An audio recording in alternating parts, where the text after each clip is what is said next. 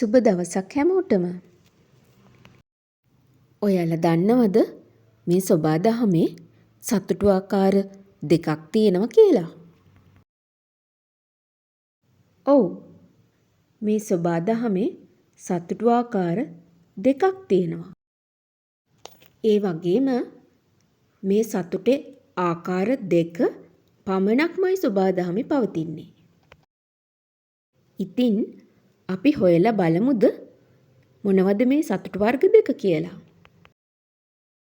සොබා දහමේ තියෙනවා ස්වභාවික සතුට සහ නිර්මිත සතුට කියලා සතුටු වර්ග දෙකක්. ඔයාලට පේනවද මේ මුහුදේ ඈතින් සිතිජය තියෙනවා? අහසයි මුහුදයි එක් වෙලා වගේ පේන තැන. හොඳින් බලන්න ඒ දර්ශනය. හරිම ලස්සනයි නේද?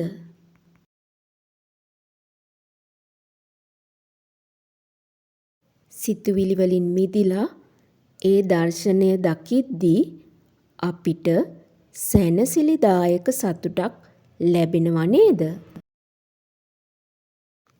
ඔය ලැබෙන සතුට හරිම ස්වභාවිකයි.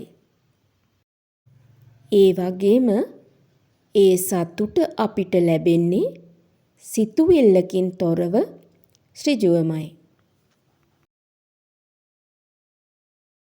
හොඳින් අත්දකින්න.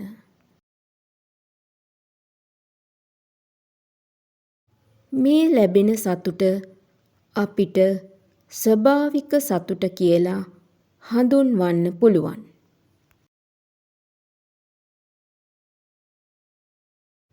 එහෙම නැත්නම් ප්‍රභව සතුට කියලා හඳුන්වන්නත් පුළුවන්. ඉතින් මේ ඔයාලට සොබා දහමේ ස්වභාවික සතුට ගැන ඊටාම කුඩා ඉඟියක් දුන්නා විතරයි. දැන් අපි බලමු නිර්මිත සතුට ගැන. බලන්න මේ මුහුදේ පෙනෙන රැලි දිහා.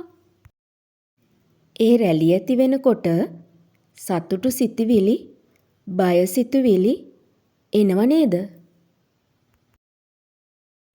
ඒ වගේම රැලි නැති වෙලා යනකොට දුක් සිතුවිලි එනව නේද?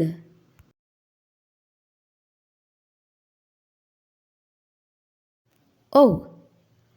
අපි මේ ජලයෙන් හැදෙන රැල්ලට වටිනාකමක් දීලා. ඒ දුන් වටිනාකම් අනුව රැල්ල ඇති වෙනකොට නැති වෙනකොට අපෙන් සිතුවිලි ජනනය වෙනවා.